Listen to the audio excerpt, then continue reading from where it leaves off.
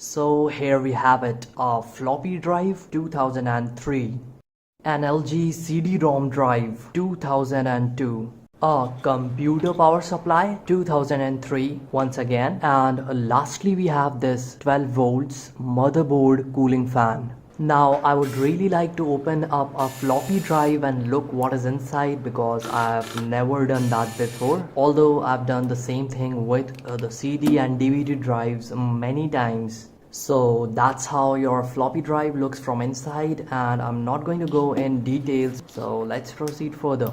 Now I'm going to test this motherboard cooling fan 12 volts with my variable power supply, link for which will be provided in the description. You can check it out and buy it from there. And as you can see that it is working quite nice, which is good. Finally comes our main power supply, for which I am actually making this video. So let's open it and see how it looks from inside.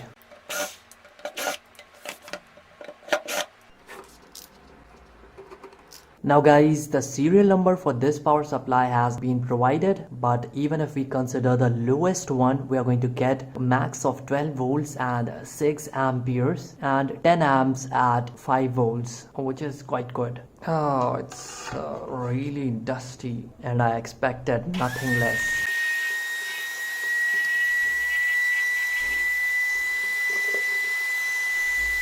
So after cleaning it up, let's check if it is working or not. So the first step is to take off the wire bunch from its slot. After that being done, you have to cut the wires in such a way that you remove only the end pin outs. Yeah, you have to remove the zip ties as well.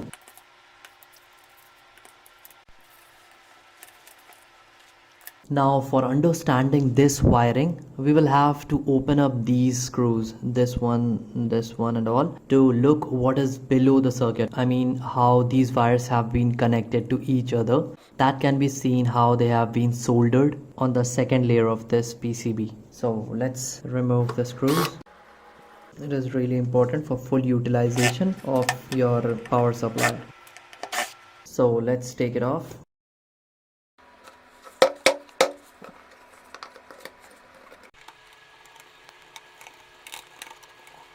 So guys, I have understood the wiring completely except for these two wires. I don't know what these two are used for. The rest, here it is. I have to mark it, although let's place it back in and then do it. So guys, I've placed it all back and I'm also done with the labeling. This green wire is the start wire. The red one is your plus 5 volts. Blue is minus 12 volts. White is minus 5 volts. Yellow is plus 12 volts. Orange is plus 3.3 volts. And finally your black one is your overall ground.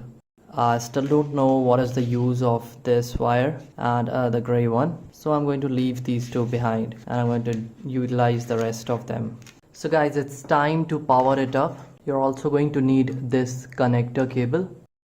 It fits in here. And plug it in and turn it on. Oops, it didn't start. I have to connect the start wire, and when it starts, the BLDC fan that you see, the exhaust fan, it is going to start running. So you have to take the green wire, you see I've already stripped it, and one of the black wires, and then it starts. So it's running. So what you have to do is connect it permanently. I'm going to turn it off and take one of the black wires out of so many present.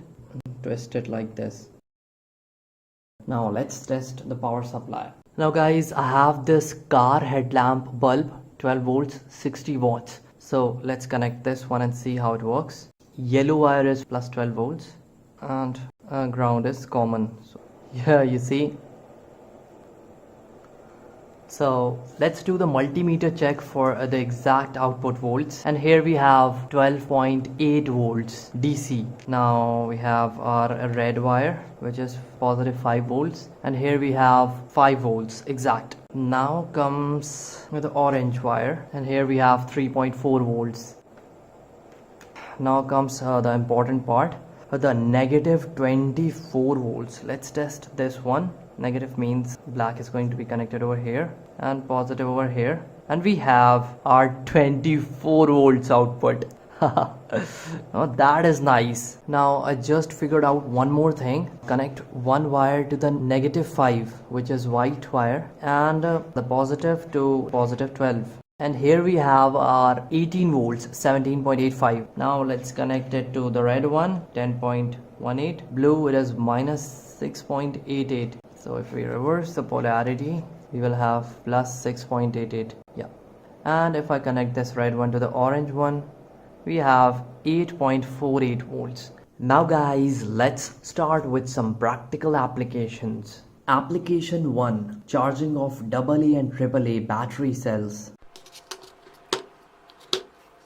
Now guys, if I choose two different wires, one plus 3.3 and the other one as plus 5 volts, the combination is going to give me 1.6 volts. And with this, I can charge my 1.5 volts AA and AAA batteries. So here the cells are connected. Red is connected to positive 5 and green is connected to orange. Now to know for sure that it is actually charging my cells, what I'm going to do is connect the meter pins, one to negative and other to the positive.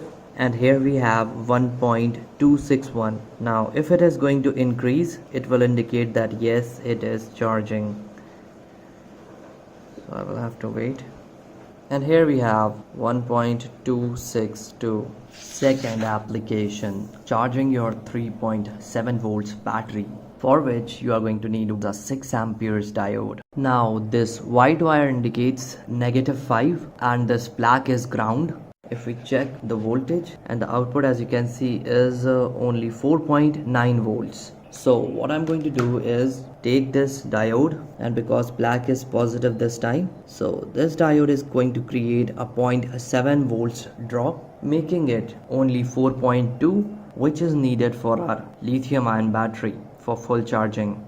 So here I'm going to use two cables, black and white. Black will represent negative, of course, so negative 5, two jumper cables, link for which is in the description, and the white is for negative of the diode. So we have white one overall positive and black overall negative, and the battery this side is positive. You see there is a little indication of the positive.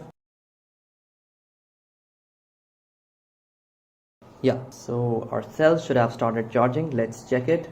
So here I've connected the meter pinouts and it's showing here an increasing voltage. It has reached 4 volts and increasing. Now the third application is the use of the 5 volts wire, which is the USB. So we all know what this is going to be used for, charging your cell phones or headphones. So I'm not going to get in details. You can also charge your 6 volts lead acid batteries by using a combination of white and blue, and the output is 6.74. And here is our 9 volts combination DC output at the yellow and orange, which can be used for charging our 9 volts batteries. Now comes the 12 volts. So this is plus 12 volts and this is ground. Now this one is my 80 watts night eye car headlamp bulb. See, it is so bright. Oh, very bright. And guys, please note that for best performance output from this power supply, make sure that you solder the similar colored wires, like all the yellow wires together, all the red and all the black together. Because my model, as you can see here, is this dot indicating 480x. So it is 5 volts, 20 amps output, 12 volts, 10 amps and max up to 300 watts. So obviously I will need to solder all of them together to get the highest possible current output. Now guys, this motor is 22 amperes motor, 12 volts, 22 amps. Whoa! Whoa! Yeah, it is like pulling my hand upwards very.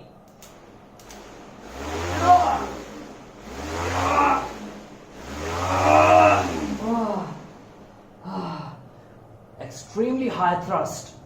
That's a really great salvage. So guys, now comes the testing part for our 24 volts motor. So let's connect it and see. And the wires we are going to choose here is the yellow one, which is positive 12, and the blue one, which is negative 12. So together the difference is going to be 24 volts. Here you see, it is working quite nice. So guys, this is a 36 volts 15 amperes motor, again from an e-bike. I've already connected one wire to the positive 12 volts and now comes the negative 12 volts, which means that I'm going to run it at 24 volts instead of its rated 36 volts. So let's connect it. Oh, a very high inertia.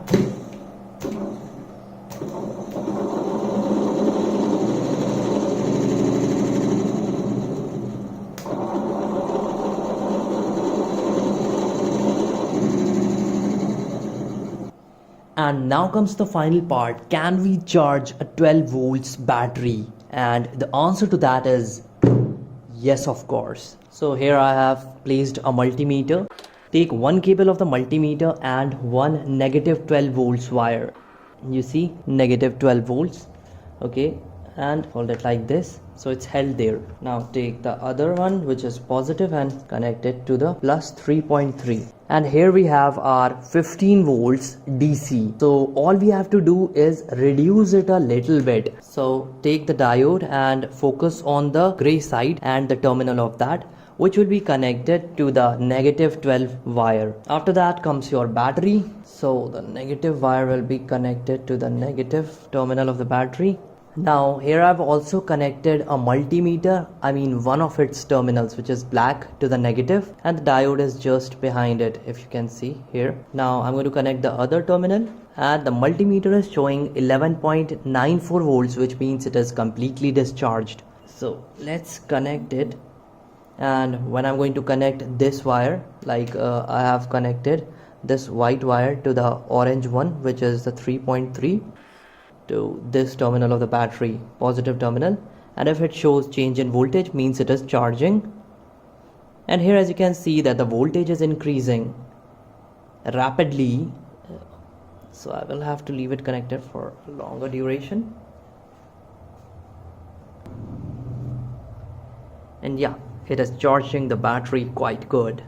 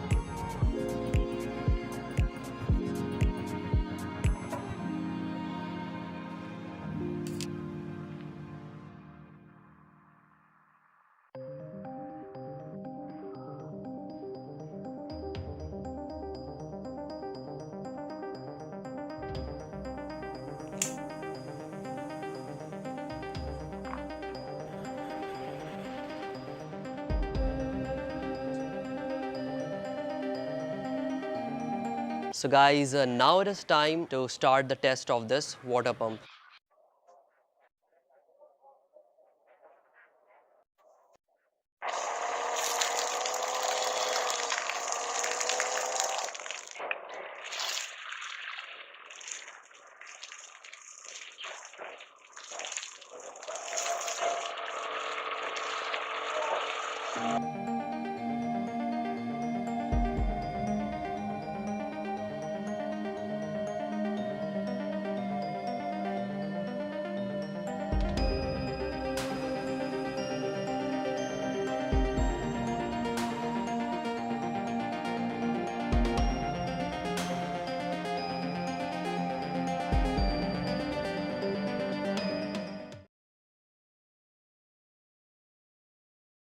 This is a CD or DVD player transformer. And that's my 3D printed project base stand. Link to download this design has been provided in the description. You can check it out. Now comes the polarity finding for series connection of the transformer wires. For yellow it is 11.78. Now what we have to do is try connecting these two wires together. And here as you can see that the voltage has doubled. It is 23 volts. Next comes the third set, this one. Here as you can see that the voltage has reduced, which means that this time the polarity is incorrect. So green will be connected to green. And here we have the maximum of 35.55 volts.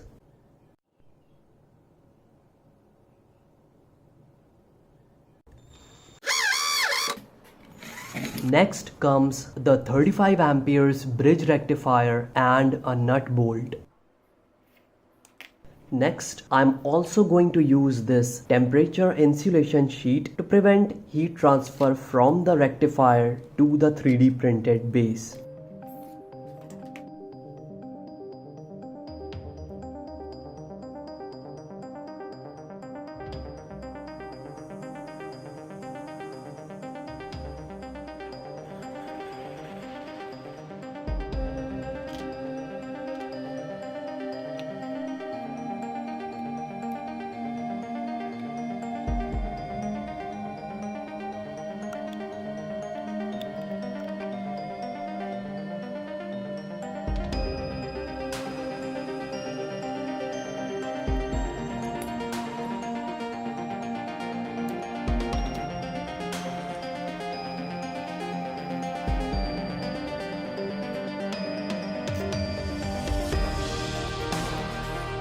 Next, I will be using this 4.7 microfarad 250 volts electrolytic capacitor.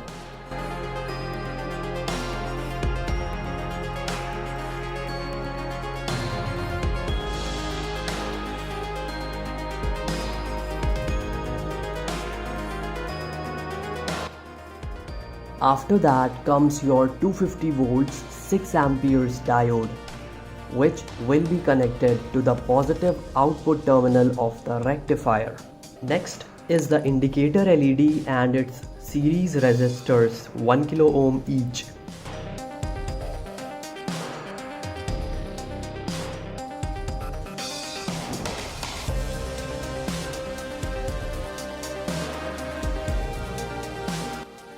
Now before moving on any further, let's test it.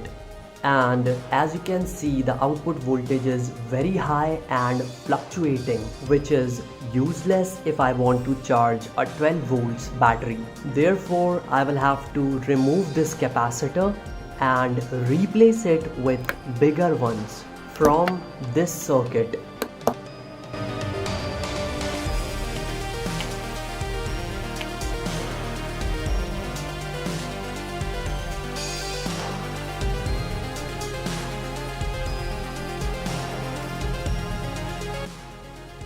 And now it is time to make a 3-pole rotary switch.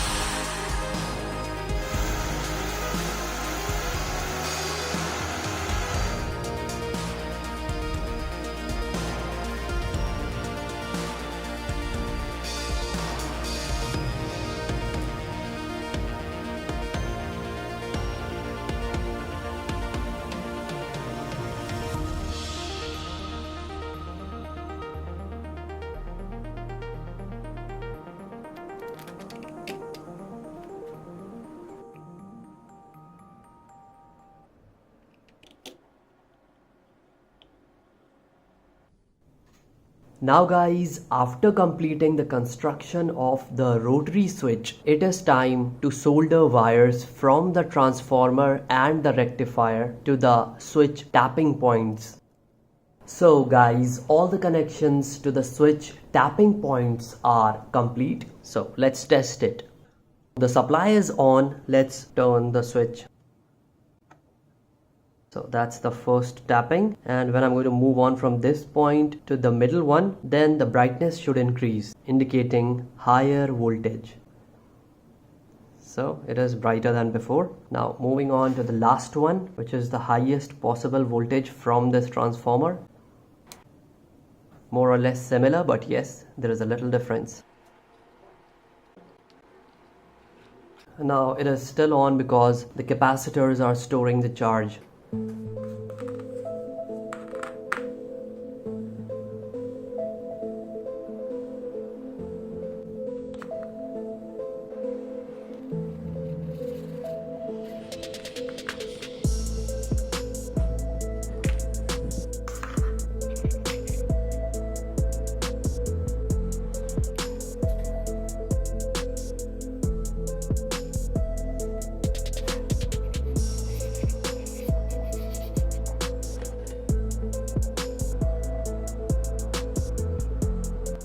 So guys, the power supply is fully complete. Let's test it.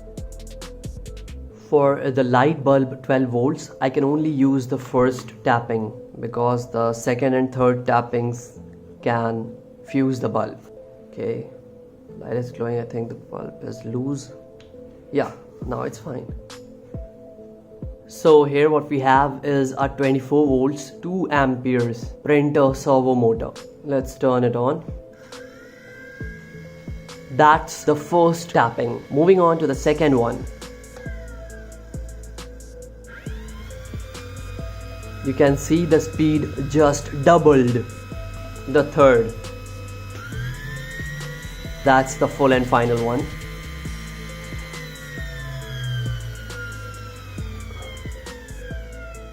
This is a universal PCB. These are two pieces of 250 volts 10 microfarads capacitor, and that's a 20 amperes high current ferrite core inductor. Step 1. Take the first capacitor 10 microfarad and mount it as shown. Do the same thing with the second capacitor.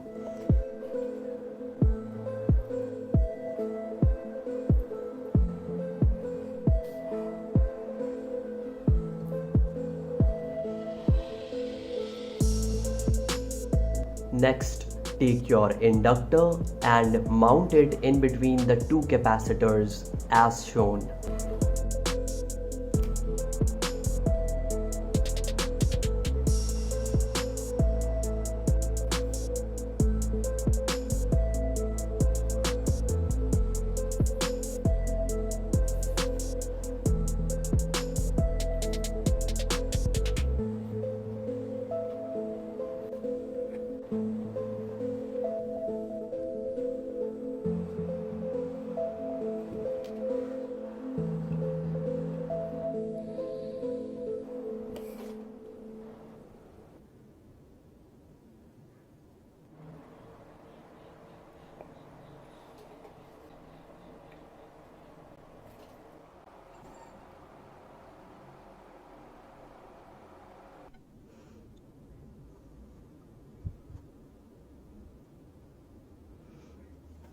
Next, take your main power supply and remove the following components as shown.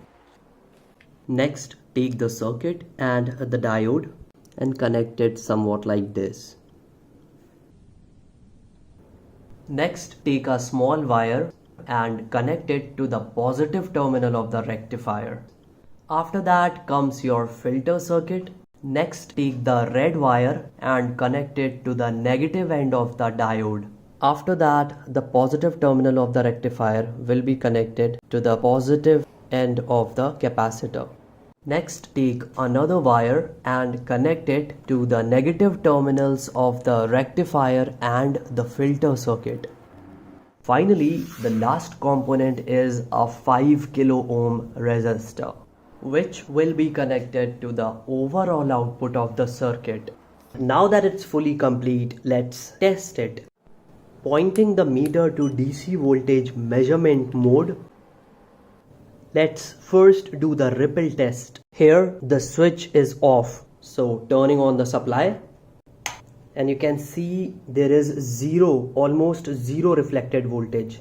Next test, measuring the voltage output. So the first voltage is a perfect 14.2 volts for charging our batteries. Next one is just double of it, 28.84. And that's the last one, 44 volts DC output. And off. Third, DC motor testing. Motor 1, 24 volts, 150 watts.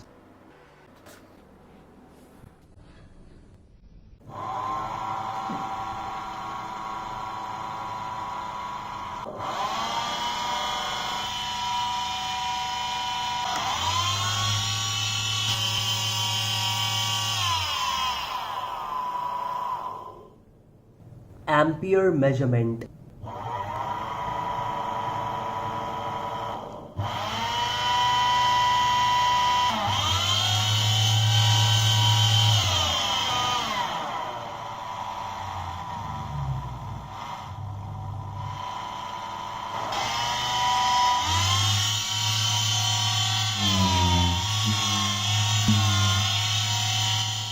Next is a 40 volts 2 amperes CNC spindle motor.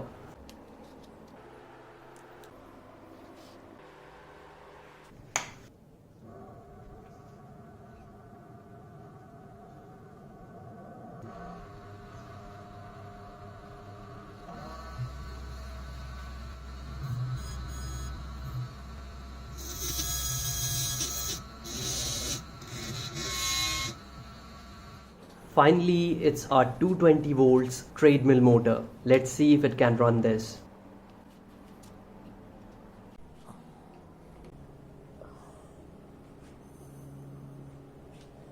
Now, the motor is running slowly even at full because the rated voltage for the motor is 220 volts, which is very high.